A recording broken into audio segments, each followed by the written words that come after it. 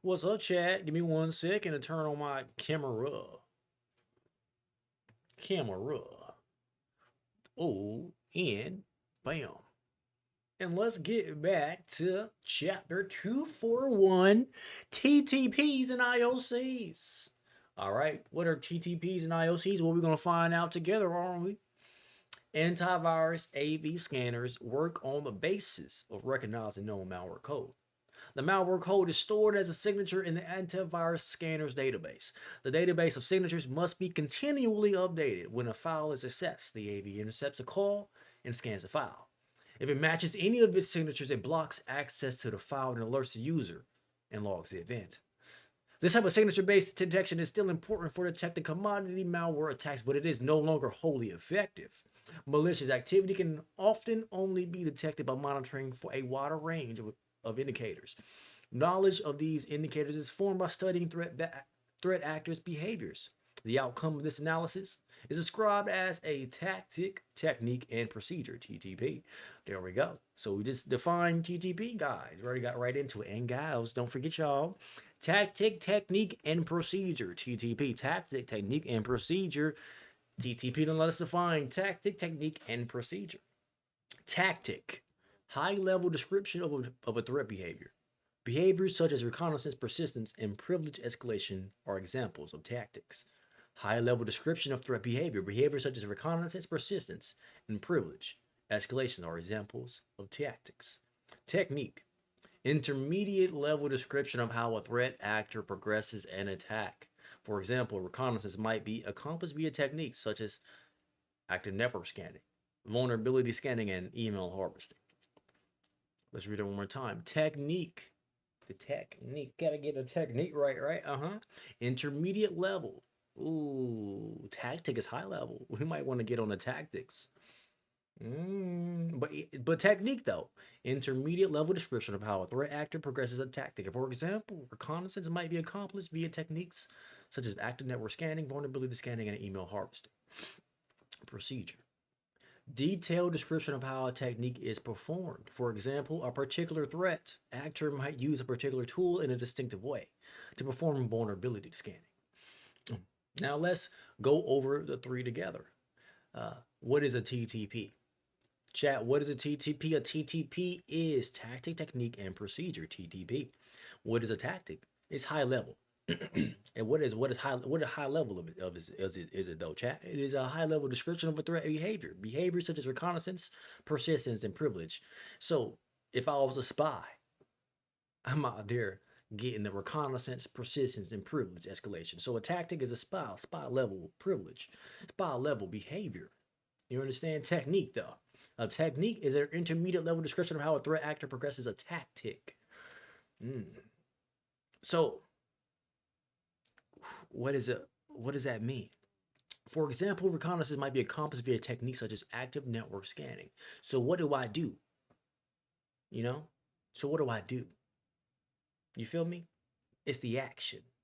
You feel me? It's the action. You gotta think of it. The technique is the action. You feel me? The tactic is the plan. The technique is the action. You know, I plan to go get that information. I had to build a high level plan to get that information out of you. But in order to get that information, I gotta have the proper technique. You understand?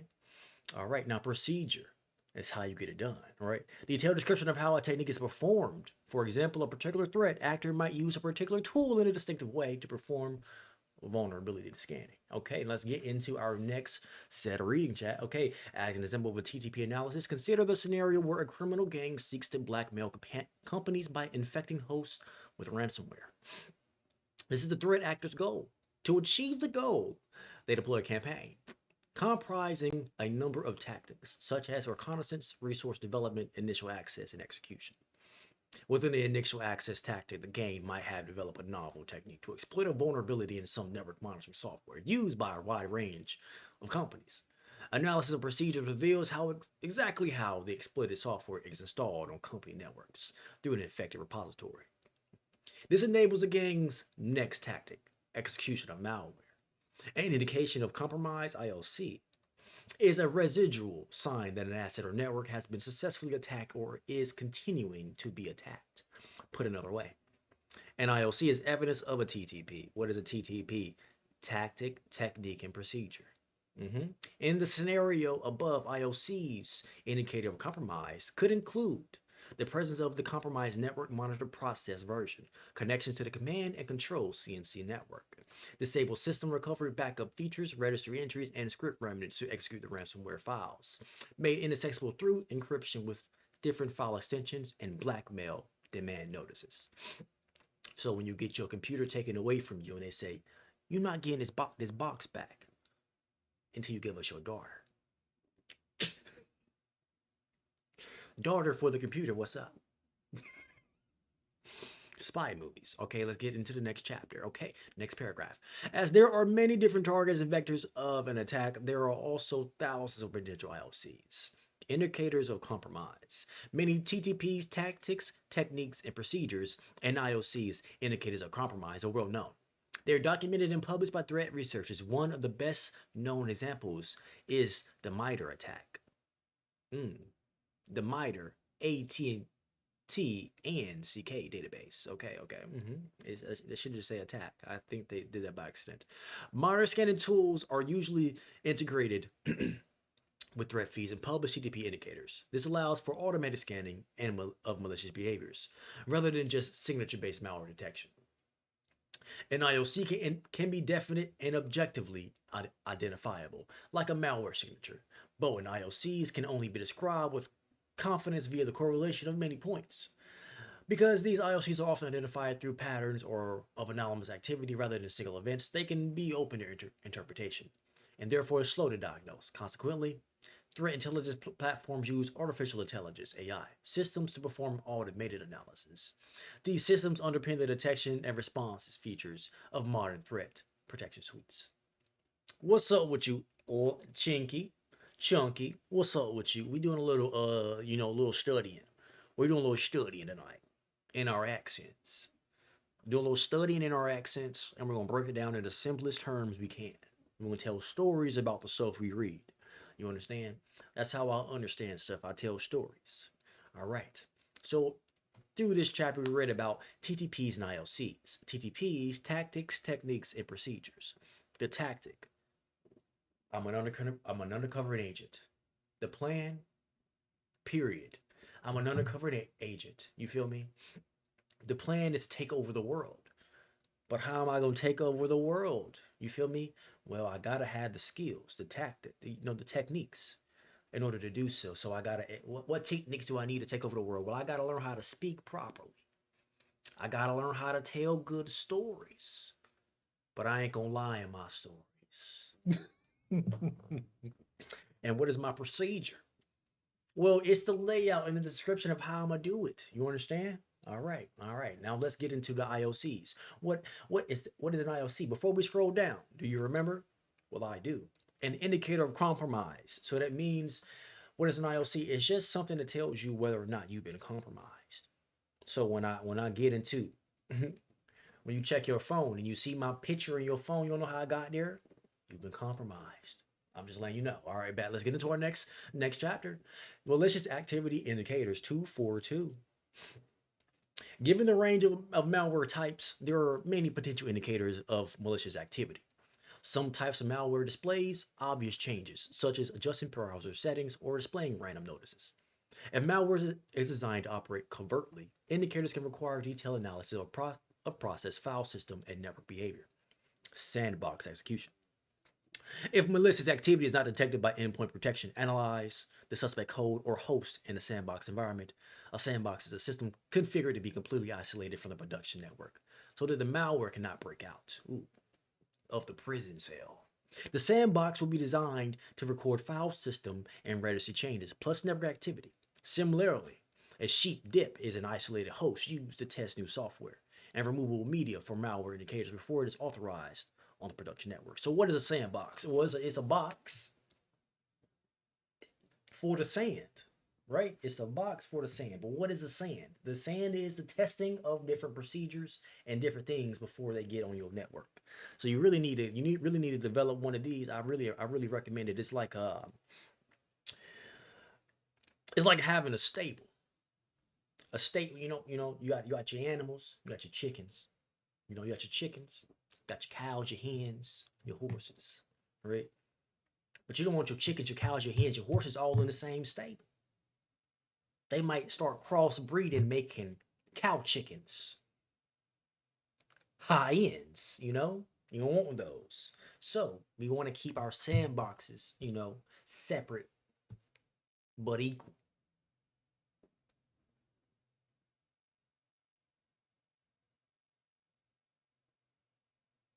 I'm sorry, that wasn't a funny joke.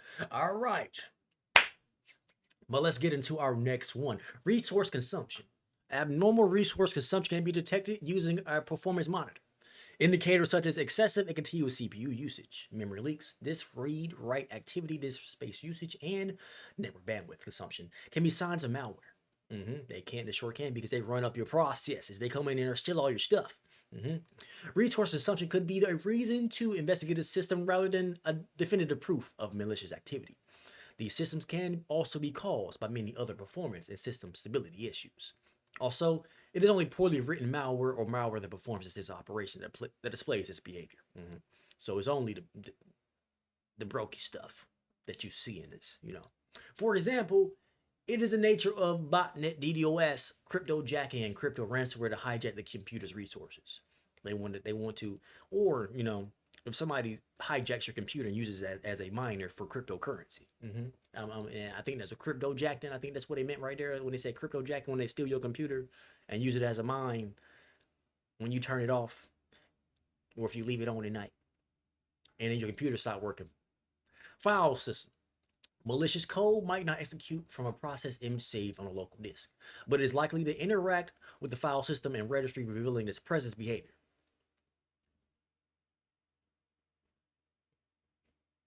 Hey, you chilling? You chilling, chunky? I ain't even tripping, brother. I'm not tripping. You understand? Thank you for joining the stream. Thank you for chilling out. We're just doing a little learn and hang today. We're just doing a little learn and hang, so it's all good. I ain't tripping about no. All right. All right, a computer's file system stores a great deal of useful metadata about when files were created, assessed, or modified. Analyzing these metadata and checking for suspicious temporary files can help you establish a timeline of events for an incident that has left traces on the host and its files. Attempts to access valuable data can be revealed by block content indicators, where files are simply protected by ACLs, access control list. If you don't know what that means, brother or sister in the chat. If auditing is configured, an access denied message will be logged if a user account attempts to read or modify a file it does not have permission to access. Information might also be protected by a data loss prevention, DLP system, which will also log block content events. So what is a file system? So let's go back over this little chat, this little blurb right here. Malicious code might not execute from a process image saved on a local disk, but is likely to interact with the file system and registry. That's what it does. It's going to interact with the file system. It's trying to get the computer's file so it can get some little bit of information so it can possibly learn some stuff about you or the people you possibly interact with. Attempts to access valuable data and can be revealed by block content indicators. So when it tries to get access to that content, if you have your devices set up properly, it's going to allow you to be able to have that information documented in a database of some sort in some place, right? So it's going to be, oh, someone tried to access this somewhere. So like if you ever been in a firewall per se, you'll go into the firewall's little very at the very end. It's the log center, right? So if you have everything turned on your firewall, you have your log center, and you'll see if someone has ever tried to access the firewall in the log center. So if there's any unauthorized access attempts, you can see that right there in that log center. This is pretty much the same thing right here. I just want to give you something to correlate it to. All right, let's get into resource and accessibility. Resource inaccessibility means that a network, host, file, or database is not available. This is typically an indicator of denial of service attack. DOS is one of the most common things ever. Host and network gateways might be unavailable due to excessive resource consumption. A network attack will often create large numbers of connections. Data and resources might also be subject to ransomware attacks. And additionally, malware might disable scanning and monitoring utilities to evade detection. So what is resource inaccessibility? It's exactly what it says. It's when a big dude keeps you from getting your lunch in the lunch line. You feel me? And you can't get your resources. You need your lunch to be able to successfully make it through the rest of that day at full steam. But Big Brother, he said, I want your lunch. I'm trying to take out your resources and have you inaccessible. Now you can access your brain cells when it's time to answer that question in class. So don't get your resources denied by that big fellow. Secure your systems properly. Needed a sip of the bath. Account compromise. A threat actor will often try to exploit an existing account to achieve objectives. The following indicators can reveal suspicious account behavior. Excuse me, chat. Account lockout. The system has prevented access to an account because too many failed authentication attempts have been made. Lockout could also mean that a user's password no longer works because the threat actor has changed it. This is one of the most common things. Uh, these are usually brute force attacks. Concurrent session usage. Concurrent session usage. This indicates that the threat actor has obtained the account credentials and is signed in on another workstation or over a remote access connection. Impossible travel. This indicates that a threat actor is attempting to use remote access to sign into an account from a geographical location that they would not have physically been able to move to in the time since their last sign in. So these are about how you're able to catch on to the suspicious behavior on your account. What bev you drinking? I got a little, a little Chick-fil-A Sprite hibiscus. Sprite hibiscus. It's pretty busting, I'm not gonna lie. The perfect amount of Sprite, the perfect amount of hibiscus. You know, delivering the notes I need for the throat so I can continue to make my voices, and then also giving the sizzles that I need from the Sprite. All right, all right. But let's go over these three one more time. So account lockout, obviously a brute force attack, typically a brute force attack, or they have gotten into your account and changed your password already, obviously. Concurrent session usage. It means they've been able to hijack your session pretty much, and they're on at the exact same time as you. Impossible travel. So that is when you log in North Carolina, and in 2 hours you logged in from Puerto Rico. All right, now let's get into logging. A threat actor will often try to cover their tracks by removing indicators from log files, missing logs. I was just talking about this. Missing logs. You go into the firewall. They got rid of the logs. Now you don't even know. They try to log in.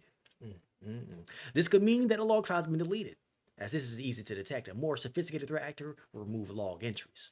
This might be indicated by unusual gaps between log entry times. The most sophisticated type of attack will spoof log entries to conceal the malicious activity. If they smart, they're gonna cover their tracks. Now you got to be a little smarter than them. It's a game with cat and mouse, baby. Out of cycle login. A threat actor might also manipulate the system to time or change log entry time steps as a mean of hiding activity. They get in there like, oh, I wasn't in here at 6, I was in here at 7:02. Oh, man. Now let's get into physical attacks. 243. Got 4 chapters left, chat. 4 chapters. That's all. We only got 4 chapters left for this one. A physical attack is one directed against cabling infrastructure, hardware devices, or the environment of the site facilities hosting the network. Oof. This is the stupid stuff. This is the easy stuff that you could protect, but it is one of the most commonly unprotected things. Brute force. A brute force physical attack can take several different forms, some examples of which are the following: smashing a hardware device, and you break it. They don't work no more if you break it.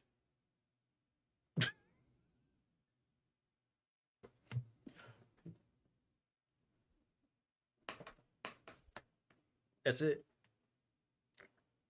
Network down indefinitely till you get another one. Breaking into premises or cabinets by forcing a lock or gateway. This is likely to be an indicator of theft or tampering. Stealing. Brute force. In real world, breaking and stealing.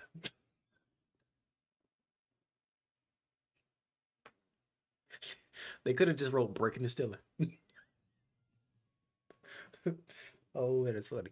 Environmental. An environmental attack could be an attempt to perform denial of service. For example, a threat actor could try to destroy power lines, cut through network cables, or disrupt cooling systems. Alternatively, environmental and building maintenance systems are known vectors for threat actors to try to gain access to company networks. The risk, excuse me, the risk from physical attacks means that premises must be monitored for signs of physical damage or the addition of rogue devices. So typically, how you protect from an environmental attack, you have cameras. Cameras and security systems on the premises. You have doors with locking mechanisms, and sometimes they have weight sensors and time sensors for the doors. We read about this early in previous chapters. Uh, but let's get into RFID cloning. Radio frequency ID. Now, y'all know what that is? That RFID, that's how you scan, that's how you tap your phone to pay for them bills with your cell phone or that card, that bank card, that RFID. That's how you pay for stuff. Mm, yeah. All right, let's get into it. RFID is a means of encoding information into passive tags when a reader is within the range of the tag. It produces an electromagnetic wave that powers up the tag and allows the reader to collect information from it. This technology can be used to implement contactless building access control systems. RFID cloning and skimming refers to ways of counterfeiting contactless building access cards or badges. Card cloning. This refers to making one or more copies of an existing card. A lost or stolen card with no cryptographic protections can be physically duplicated. Card loss should be reported immediately so that it can be revoked and a new one issued. If there is one successful attack, it might be indicated by use of a card in a suspicious location or time of day. Pretty basic, very simple. Don't get your card stolen. Also, get you one of them metal wallets. I don't have one of the metal wallets, but I got some metal in my wallet. Skimming. This refers to using a counterfeit reader to capture card or badge details, which are then used to program a duplicate. Some types of proximity cards can quite easily be made to transmit a credential to a portable RFID reader that a threat actor could conceal on their person. They walk around with little scanners in their pockets. You better get that metal on you. It'll block the skims. All right, these attacks can generally only target dumb access cards that transfer static tokens rather than performing crypto processing. If use of the cards is logged, compromise might be indicated by impossible travel and unclear access use patterns. Bam! You know how to protect yourself from that? Steal. Network attacks. All right, let's get it. I'm just joking. Don't actually do that. I mean, if you got it on you, open carry, it'll block it though. Steal. It'll still protect you though. I ain't gonna lie. In multiple ways. A network attack is is a general category for a number of strategies and techniques that threat actors use to either disrupt or gain access to systems via a network vector. Network attack analysis is usually informed by considering the place of each attack type within an overall cyber attack life cycle. Reconnaissance, covert, undercover. Reconnaissance is where a threat actor uses scanning tools to learn about the network. Host, I told you we talked about Wireshark earlier, chat. One of the most common ones everybody knows about Wireshark. That's why I talk about it. Everybody used Wireshark before. You know, if you ever done IT, you probably used Wireshark at least one time. Okay. Host discovery identifies which IP addresses are in use. Service discovery identifies when TCP or UDP ports are open on a given host. Fingerprinting identifies the application types and versions of the software operating each port, and potentially of the operating system running on the host, and its device type. Rapid scanning generates a large amount of distinctive network traffic that can be detected and reported as an intrusion event. But it is very difficult to differentiate malicious scanning activity from non-malicious scanning activity. Credential harvesting. There's a lot. It's a lot here. I don't know if they meant to highlight all of these, but they definitely didn't. Credential harvesting. It's a type of reconnaissance where the threat actor attempts to learn passwords or cryptographic secrets that will allow them to obtain authenticated access to network systems. Denial of service, DOS. In a network context, refers to attacks that cause hosts and services to become unavailable. This type of attack can be detected by monitoring tools that report when a host or service is not responding or is suffering from an abnormally high volumes of requests. That's when they send a bunch of traffic towards something. A denial of service attack is really just a brute force attack with a different name. Um, But denial of service can happen in many ways. That's why it has a different name. Okay. All right. Might be launched by or attack in blah, blah, blah, blah, blah, blah. I skip a sentence on that one. This type of attack can be there we go. A DOS attack may be launched as an end in itself or facilitate the success of other types of attacks. Weaponization. Delivery and breach refers to techniques that allow a threat actor to get access without having to authenticate. Before we move on real quick, a DOS attack is typically just an attack that blinds you and blindsides you from what's actually happening. We talked about this earlier as well, but it's a different audience now, you know. Uh, but DOS attacks are usually just ploys. You know, I just want you to look at this real quick while I go do this other thing real fast, you know. So don't get caught up in a DOS attack. Make sure you keep your eyes all peeled. Don't get tunnel vision. Open the eyes. You know. Okay, teaching you how to be an IT professional at the same time. You feel me? As we learn, you also got to learn the skills at the same time. Weaponization, delivery, and breach refers to techniques that allow a threat actor to get access without having to authenticate. This typically involves various types of malicious code being directed at a vulnerable application host or service over the network, or sending code concealed in file attachments and tricking a user into running it. What's up? Who just joined the chat? Command and Control C2 and CC. Beckoning and persistence refers to techniques in malicious code that allow a threat actor to operate a compromised host remotely and maintain access to it over a period of time. The threat actor has to disguise the incoming command and outgoing beckoning activity as part of the network's regular traffic, such as using encrypted HTTPS connections. Detection of this type of activity usually depends on identifying anomalous connection endpoints, such as connections to IP addresses in countries that do not respect copyright or privacy laws. There can also be indicators on the compromised host, such as the malware itself, and unauthorized startup items. So, Command and Control C2 and CC beckoning. Let's go over this one really quickly. This is a lot to read over this little piece right here. So let's go over this really quickly one more time. So this really goes. So the threat actor has to disguise the incoming command and outgoing beckoning activity as part of the network's regular traffic, such as encrypted HTTPS connections. Detecting this type of activity usually depends on identifying anomalous connection endpoints, such as connections to IP addresses in countries that do not respect copyright and privacy laws. Okay. Beckoning persistence refers to techniques in malicious code that allows a threat actor to operate the compromised host remotely. And that maintain access over. Okay, gotcha. Now I understand what you mean by that. Remotely command and controlling your device. Okay, gotcha. Lateral movement, pivoting, and privilege escalation refers to techniques that allow the threat actor to move from host to host within the network or from one network segment to another and obtain wider and higher permissions for systems and services across the network. These types of attacks are detected via anomalous account logins and privilege use, but detection usually depends on machine learning backend software, as it is typically difficult to differentiate anomalous behavior from normal behavior. It really is. Unless you really looking at your network, typically, you know, the bigger your network gets at, you know, this is something to always think about. You know, the bigger the network gets, the harder it is to look at every single thing every single day. So you must then think about like the systems and how you would really protect your systems if you could not protect everything just yourself. And that's the kind of theories and ideas you should start to perform if you're ever going to be doing anything in IT or anything in general. Just to be completely honest, any kind of venture, it doesn't really matter what kind of venture it is in any kind of field, you should always think about what if I can't do all this myself?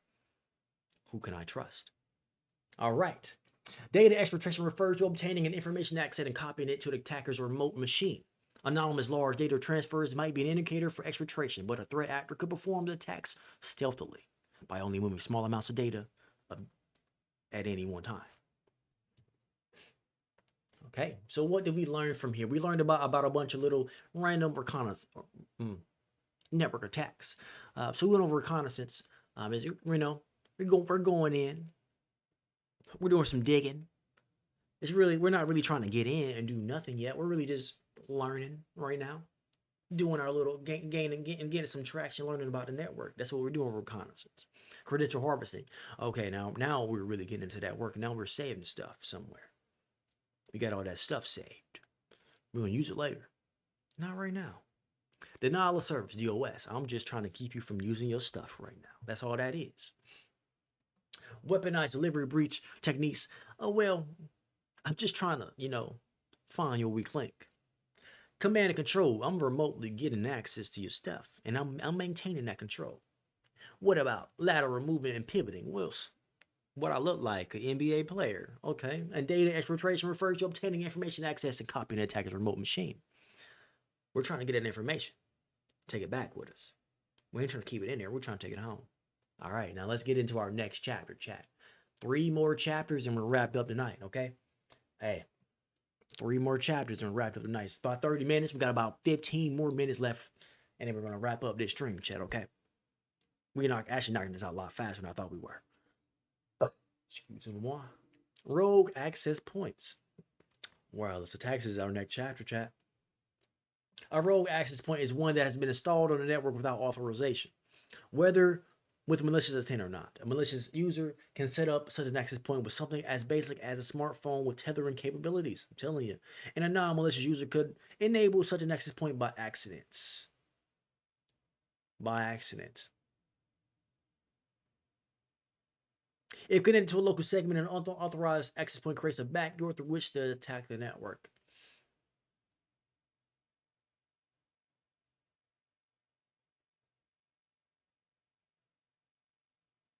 So what is a rogue access point? It's an access point that is not supposed to be there. It was installed as a ploy. It gives off an SSID. It looks like everybody else. Looks like everybody else. All right, now a rogue access point masquerading as a legitimate one is called an evil twin.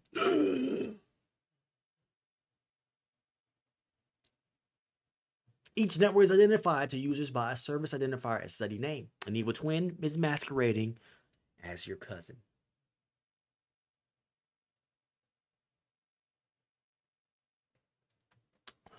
Well, now you have to be able to differentiate. Well,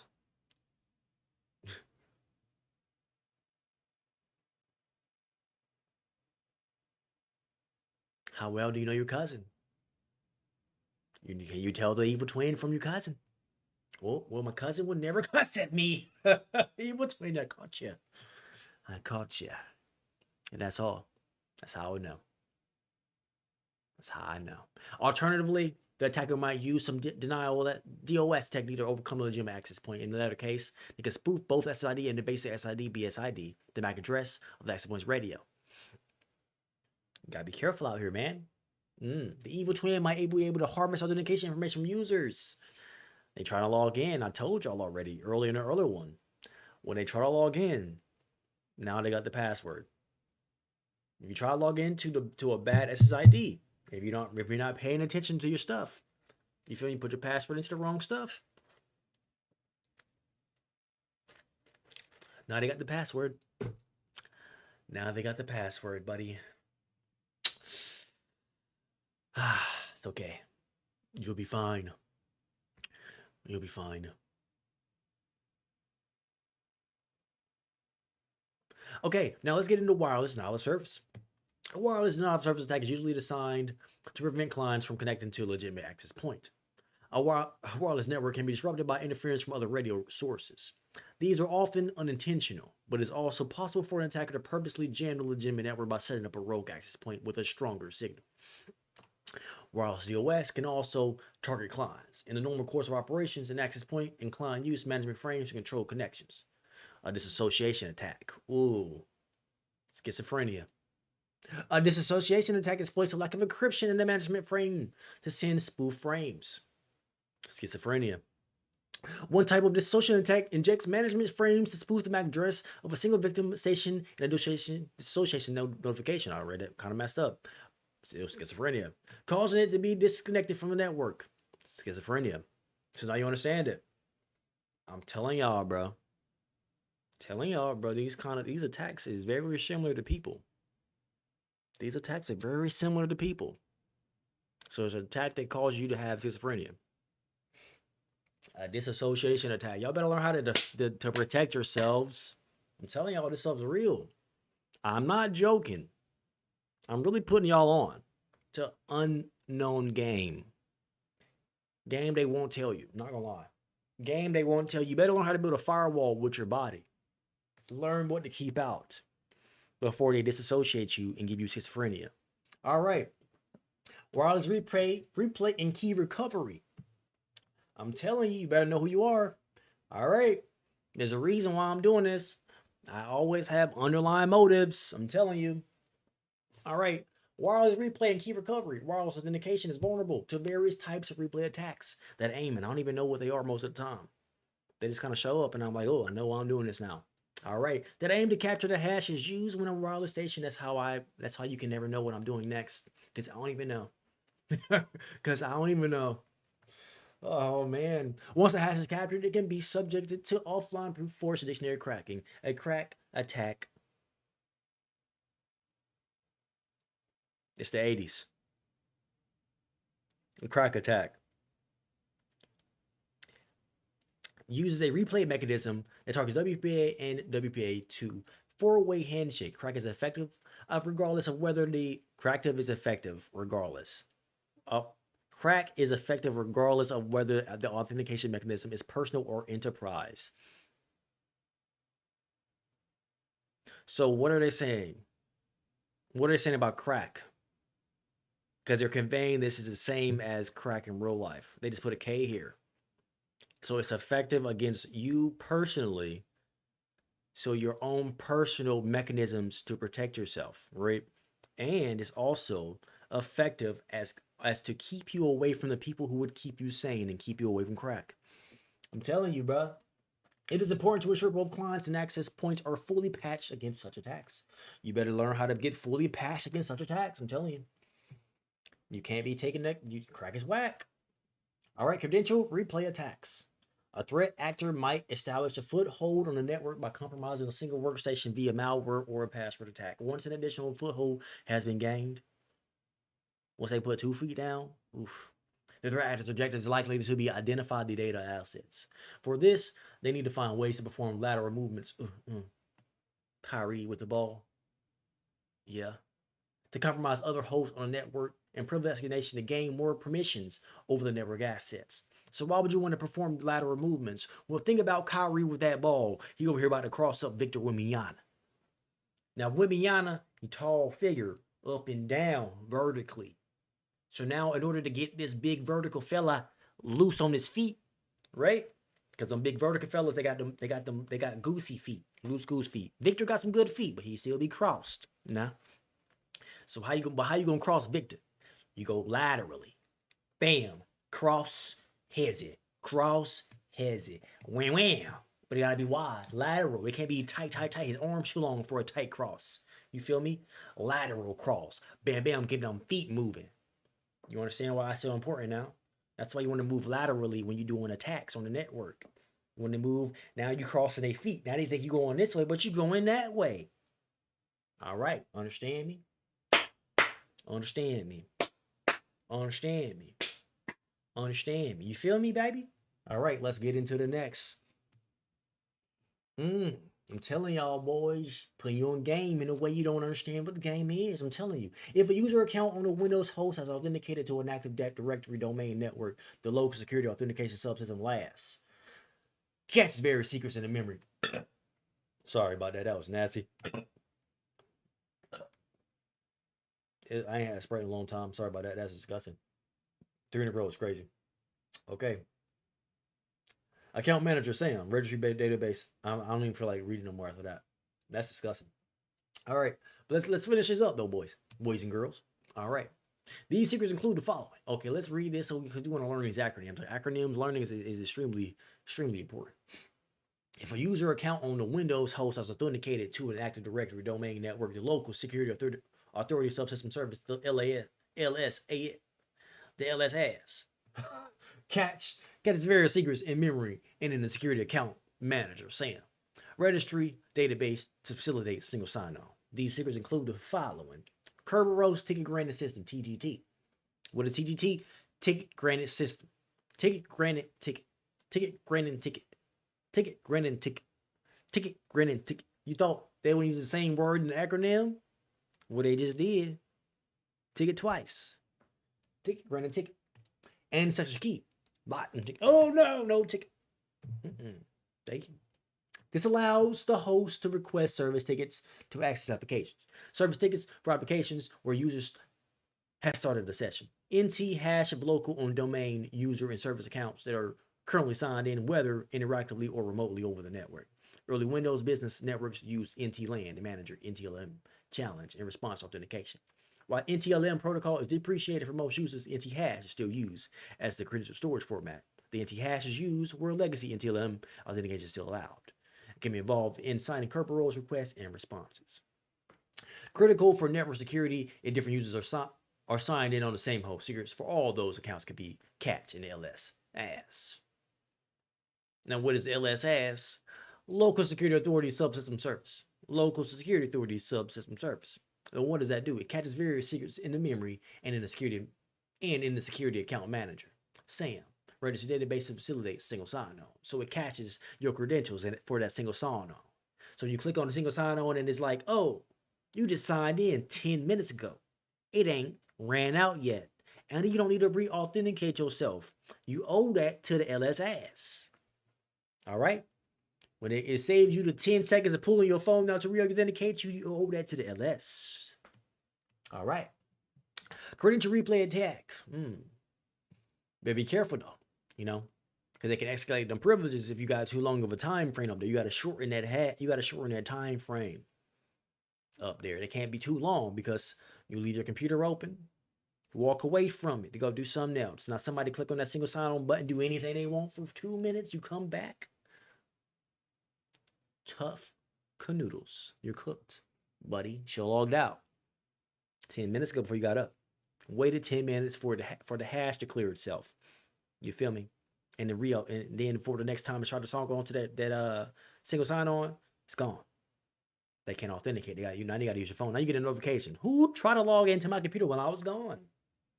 It was you, Jimmy? Becky? No, it was you. Timothy. Tim, because Timothy's too good for you. They can use the pass the hash. Okay, let's read this real quick. It's not that much. All right. Credential replay attacks use various mechanisms to obtain and exploit these locally stored secrets to start authenticated sessions on other hosts and applications on the network. For example, if a threat actor can obtain the NT hash, they can use a pass the hash attack, PTH. Pass the hash. Pass the hash. Hey, puff puff, pass the hash. Puff puff, pass the hash. Pass the hash attack. You better be careful passing that hash. Mess around, get gonorrhea on your mouth. Better careful. Oh no. Hosts running a service such as a file share or a remote desktop that still shows the NTLM authentication. Okay, let's get into this. Legacy NTLM authentication is disabled such as because it is such a high risk. Okay, it is not good to use no more. So if you're using this legacy stuff, I'm gonna punch you in your face. All right, I'm gonna punch you. Cause why? Pass the hash. You over here trying to get past the hash attacks on everybody. All right. All right. Okay. That was a fun chapter. I'm not gonna lie. We got this the last one. Malicious code indicators. Many network attacks are launched by compromised hosts running various types of malicious code. Indicators of malicious code execution are either caught by endpoint protection software or discovered after the fact in logs of how the malware interacted with the network, file system, and registry. To understand how and where these indicators are generated, it is helpful to consider the main types of malicious activity. Shell code. Now this is it, chat. These last 4. And then we're done for tonight. Then tomorrow we're going to get into chapters 3, 4, and early Monday morning, chapter 5. Okay? All right. Okay. All right, okay. Let's finish it up, all right? Let's wrap this up all nice with a pretty little bow, right, chat? Okay, let's read this perfectly. Shell code. This is a compact piece of code used as a payload that is designed to exploit a vulnerability in the OS or in a legitimate app to gain unauthorized privileges or create a backdoor on the host if run as a Trojan. Trojan man. Having gained a foothold, this type of attack will be followed by some type of network connection to download additional tools. Shell code. This is a compact piece of code used as a payload. It's being carried in. It's a payload. It's a load that's being carried in. It's in the middle. They disguise themselves as the payload you thought you was getting, but it's a different payload that is designed to exploit a vulnerability in the OS or in a legitimate app to gain unauthorized privileges or create a backdoor. So what did we learn about the Trojan horse earlier? Well, it's inspired by the Trojan horse that went into the Greek lands. So if you ever forget what the Trojan is, you remember it's a back door because the Trojans couldn't get into the Greek lands except through the back door. Okay. They sent in that horse as a gift, then hop out the back door of the horse. Pillaged and plundered everybody. Okay. Credential dumping. The malware might try to access the credentials files, SAM on a local Windows workstation, or sniff credentials held in memory by the IaaS exe system process. Additionally, the DEC sync attack attempts to trick a domain controller into replicating this user list along with the credential list with a rogue host. Okay, so a credential dumping is malware that might try to access a credential file. It's trying to grab that file, trying to get your information. It's trying to rerun that real quick before it times out and grab that information, and then also try to grab extra information if it grabs the right kind of account. Gets the right kind of privileges, now is able to get everything out of there. All right. Pivoting lateral movement, Kyrie. Pivoting lateral movement insider attack. Call this the Kyrie attack. The general procedure is to use the foothold, the right foot to the left foot, back to the right foot. Maybe a spin, but probably back down to the bucket for the leg. Ooh, up and under. The Kyrie way. You know? Pivoting lateral movement insider attack. We call that the Kyrie attack around these parts. The general procedure is to use the foothold to execute a process remotely using a tool such as a PS exec or PowerShell. The attacker might be seeking data access or might try to widen across. You don't see my hand way over here, but that's the cross coming to the side. You feel me? You feel me? The access by changing the system security configurations such as opening a firewall port or creating an account. You know, I'm trying to open your ankle. You feel me? With this crossover. I'm trying to open your ankle. Get access to the paint. You feel me? I'm trying to get access to the paint. This is the Kyrie attack. I'm trying to get access to the paint, to the bucket, to the rim. You feel me? If the attacker has compromised an account, these commands can be blended in with ordinary network operations, though they can be anomalous behavior for that account. It's so smooth with that link to the bucket, you don't even notice me. Persistence. This is a mechanism that allows the threat actor's backdoor to restart if the host reboots or the user logs off. Oof, a persistent attack. I ain't going nowhere. Ugh.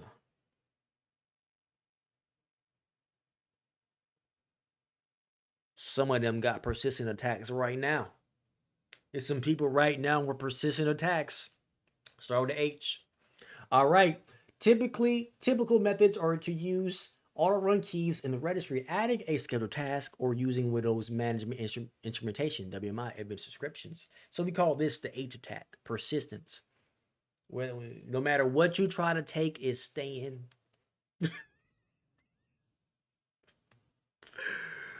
Oh man, boy, that's funny. All right, and chat. That's the end of today.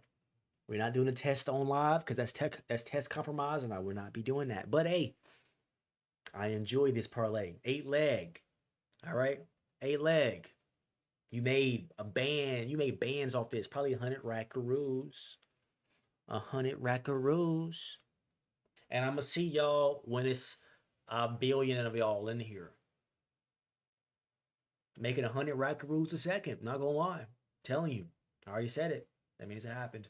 I love y'all. Have a great one. See you next time, Core. See y'all tomorrow. Obviously, I have a lot more of this to do. This is obviously I have 3 more chapters to do. This is not it. So good night, and I'm gonna see you tomorrow. Peace.